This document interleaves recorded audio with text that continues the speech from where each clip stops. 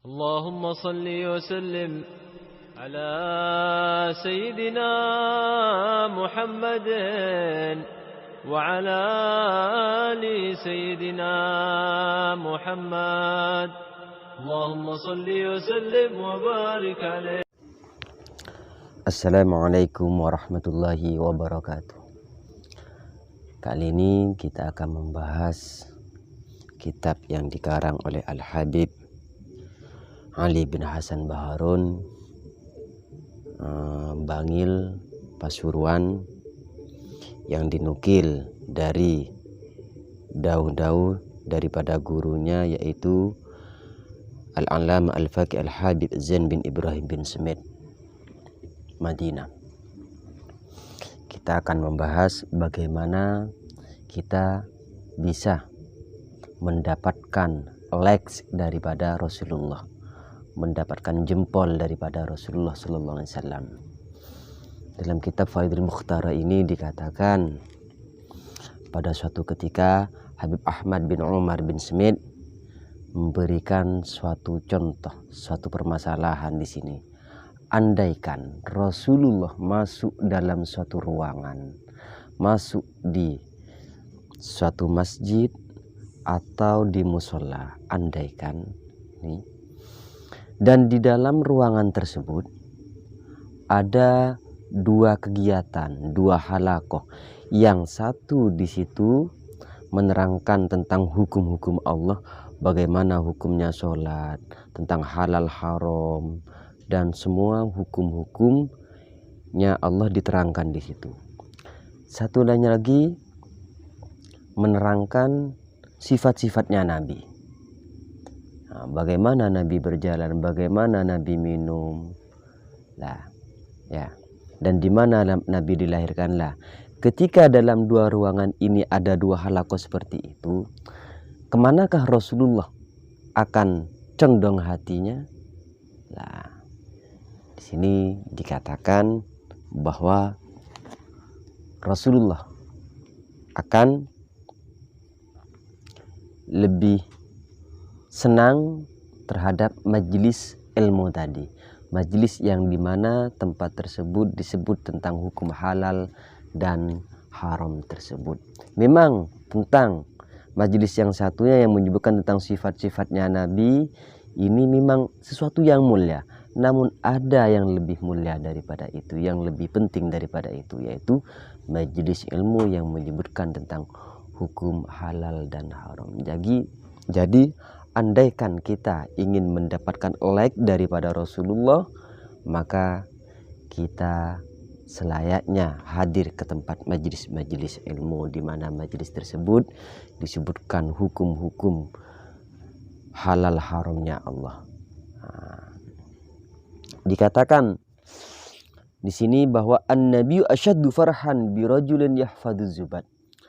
Nabi itu sangat menyukai, sangat mengelek ya terhadap status orang ya. Andaikan kita ngepost ini amal-amal apa yang bisa membuat Rasulullah bisa mengeleknya.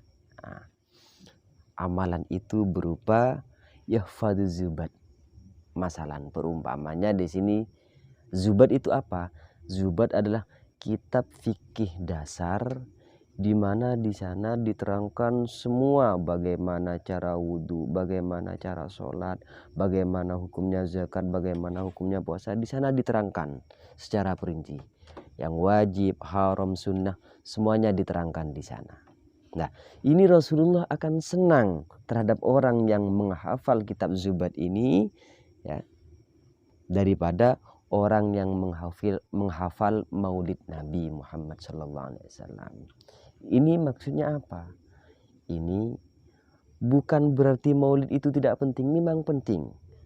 Tapi yang lebih penting daripada itu adalah belajar ilmu fikih. Kenapa kok ilmu fikih penting? Karena ini adalah ilmu keseharian kita. Apa yang kita kerjakan setiap hari? Bagaimana kita wudhu, bagaimana kita sholat, bagaimana kita berpuasa, bagaimana kita menunaikan zakat kita.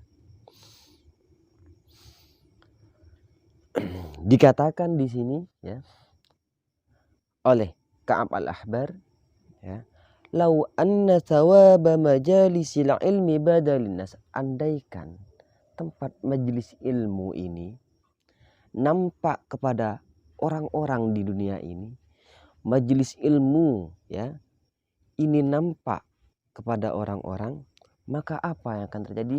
Laqatatalu alai hatta yatruka kullu dhi imaratin imaratahu wa kullu dhi sukin suqahu. Maka orang-orang itu akan saling bertengkar, berebutan untuk menuju tempat majelis ilmu itu. Andaikan nampak. Andaikan majelis ilmu ini nampak, faedah fadilah daripada majelis ilmu ini nampak kepada orang, maka orang-orang akan berebutan. Orang yang mempunyai jabatannya akan meninggalkan jabatannya demi menghadiri majelis ilmu. Orang yang mempunyai toko di pasar, orang yang mempunyai dagangan di pasar, orang yang mempunyai kesibukan di pasar, dia akan meninggalkan pasarnya demi menghadiri majelis ilmu. Tapi berhubung majelis ilmu ini banyak tidak nampak kepada orang-orang, maka dia majelis ilmu banyak ditinggalkan oleh orang-orang. Mungkin dari sini kita bisa memahami begitu pentingnya ya, majelis ilmu ini untuk kehidupan kita setiap hari. Ya. Dikatakan man kharaja fi talabil ilmi fahuwa fi sabilillah.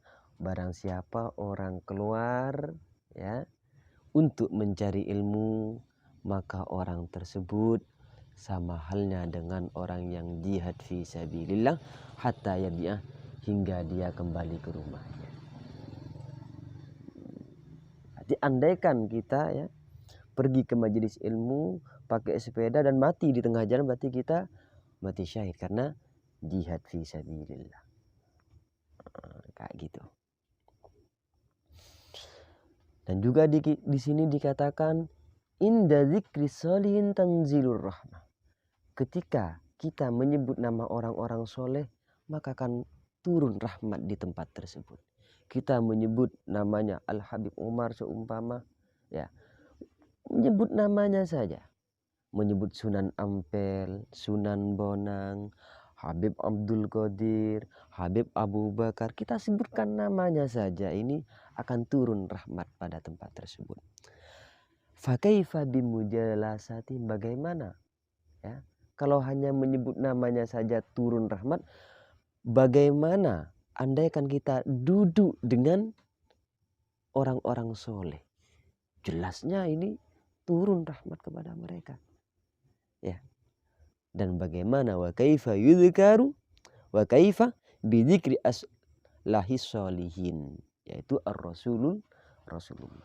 Dan bagaimana juga ya kalau hanya menyebut orang soleh saja turun rahmat, bagaimana dengan menyebut orang yang paling soleh mulai dari zaman Nabi Adam sampai hari kiamat nanti, siapa? Rasulullah, yaitu majlis maulid Nabi. Di sana disebutkan sifat-sifatnya Rasulullah. Bagaimana mungkin rahmat tidak turun pada tempat tersebut?